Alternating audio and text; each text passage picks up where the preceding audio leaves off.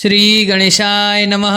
મિત્રો, આપની channel spiritual કરણમાં આપ સૌનું સ્વાગત છે। આજે આ વિડીયોમાં આપણે જાણીશું ચંદ્ર દર્શન શુભ સમય, મહત્વ, પૂજા વિધિ અને કથા વિશે।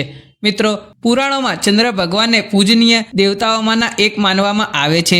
જ્યોતિષ શાસ્ત્ર અનુસાર ચંદ્રને મનનો નિર્દેશક માનવામાં આવે છે। ચંદ્ર દર્શનના દિવસે ચંદ્ર ભગવાનની પૂજા કરવી અત્યંત ફાયદાકારક સાબિત થઈ શકે છે। તેથી સનાતન ધર્મમાં આ તિથિનું વિશેષ મહત્વ છે। આ પૂજા અનેક રીતે ફળદાયી અને કલ્યાણકારી માનવામાં આવે છે। ચંદ્ર દર્શનના દિવસે ચંદ્રની પૂજા કરવાથી મનને શાંતિ મળે છે। તેની સાથે જીવનમાં સફળતાના ઘણા નવા રસ્તાઓ ખુલે છે અને બુદ્ધિ પણ પ્રાપ્ત થાય છે। તે જ સમયે જે લોકોની કુંડલીમાં ચંદ્ર નીચ અથવા અશુભ સ્થિતિમાં હોય છે તેમને તેમના જીવનમાં ઘણી સમસ્યાઓનો સામનો કરવો પડી શકે છે।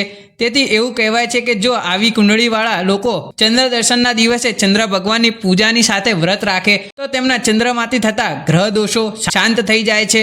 ચંદ્ર નવગ્રહોમાંથી એક છે અને પૃથ્વી પરના જીવનને પ્રભાવિત કરે છે।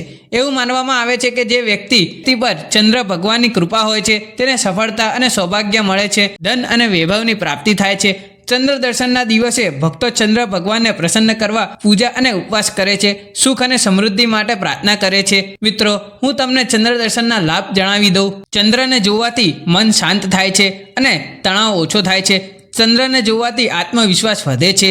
કેટલીક ધાર્મિક માન્યતા અનુસાર ચંદ્રને જોવાથી રોગોથી રાહત મળે છે। મિત્રો, આ દિવસે બ્રાહ્મણને કપડાં, ચોખા અને ખાંડ અને અન્ય વસ્તુઓનું દાન કરવું પણ ખૂબ જ ફળદાયી અને પુણ્ય આપનાર માનવામાં આવે છે। ઉપવાસ કરનાર વ્યક્તિએ ધ્યાનમાં રાખવું જોઈએ કે તેઓ ચંદ્ર ભગવાનના દર્શન અને પૂજા કર્યા પછી જ ઉપવાસ તોડે।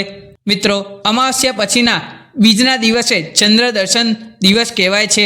તમને જણાવી દઈએ કે હિન્દુ કેલેન્ડર મુજબ ભાદ્રપદના શુદ્ધ પક્ષની પ્રતિપદમાં ચંદ્ર દર્શનની તારીખ 4 સપ્ટેમ્બર બુધવાર 2024 હશે। ચંદ્ર જોવાનો સમય સાંજે 6:14 શરૂ થઈ 6:56 સમાપ્ત થશે। ચંદ્ર દર્શન પૂજા વિધિ। આ પૂજા કરવાથી ચંદ્ર ભગવાનની કૃપા તમારા પર બની રહે છે। તો ચાલો જાણીએ આ પૂજા વિધિ વિશે વિગતવાર। ચંદ્ર દર્શન તિથિના દિવસે સવારે ઉઠીને ચંદ્ર ભગવાનનું સ્મરણ કરો અને વ્રતની પ્રતિજ્ઞા લો। આ પછી સ્નાન વગેરે કર્યા પછી તમારા ઘરના મંદિરમાં પૂર્ણ વિધિથી પૂજા કરો। પૂજા સમયે ચંદ્ર દર્શનની વ્રત કથા અવશ્ય સાંભળો। આ પછી આખો દિવસ ફળો ખાઈને ઉપવાસ રાખો। શાસ્ત્રો અનુસાર ચંદ્ર દર્શન તિથિના દિવસે સાંજે ચંદ્ર ભગવાનની પૂજા કરવામાં આવે છે। સૌપ્રથમ ચંદ્ર ભગવાનને અર્ધ્ય ચડાવો, ત્યારબાદ તેમને ફૂલ, દીવો, નિવેદ્ય, રોલી અને અક્ષત ચડાવો અને ચંદ્ર ભગવાનને ખીરનો પ્રસાદ ચડાવો। ચંદ્ર ભગવાનની પૂજા કરતી વખતે આ મંત્રનો જાપ કરો। ઓમ ક્ષીરપુત્રાય વિદ્મહે અમૃતત્વાય ધીમહિ તંત્રો ચંદ્ર પ્રચોદયાત। ચંદ્રની નિત્ય પ્રીતે પૂજા કર્યા પછી ઉપવાસ તોડો। ચંદ્ર દર્શન પર દાન આપવું એ પણ એક મહત્વપૂર્ણ વિધિ છે। તેના વિના તમારું વ્રત પૂર્ણ થતું નથી। તો આ રીતે તમને ચંદ્ર ભગવાનની પૂજાનું ફળ મળશે અને તમારા જીવનમાં સુખ સમૃદ્ધિના દ્વાર ખુલશે। આ દિવસે વ્રત કથા સાંભળવી પણ મહત્વપૂર્ણ છે, તેથી હું તમને ચંદ્ર દર્શન વ્રત કથા સંભળાવવા જઈ રહ્યો છું। મિત્રો, એક દિવસ ગણપતિ ઉંદર ઉપર સવાર થઈને ક્યાંક જઈ રહ્યા હતા। ઉંદર તેની વિચિત્ર ચાલમાં આગળ વધી રહ્યો હતો।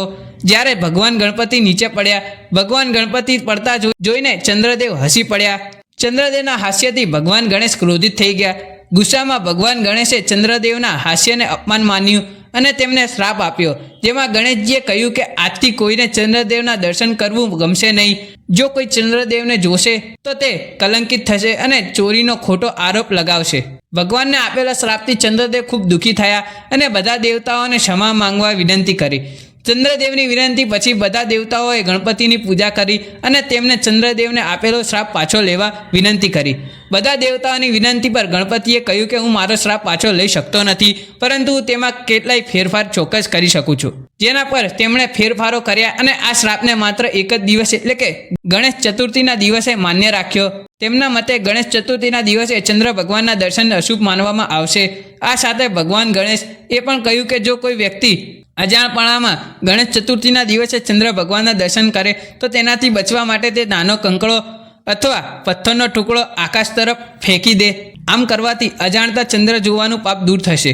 તો ભક્તો, આ હતી ચંદ્ર દર્શન વ્રત કથા, પૂજા વિધિ અને મહાત્મય। જો આપને આ વિડીયો પસંદ આવ્યો હોય તો લાઈક કરજો, શેર કરજો અને આપ પહેલી વાર આ ચેનલ જોઈ રહ્યા છો તો સબસ્ક્રાઈબ કરજો।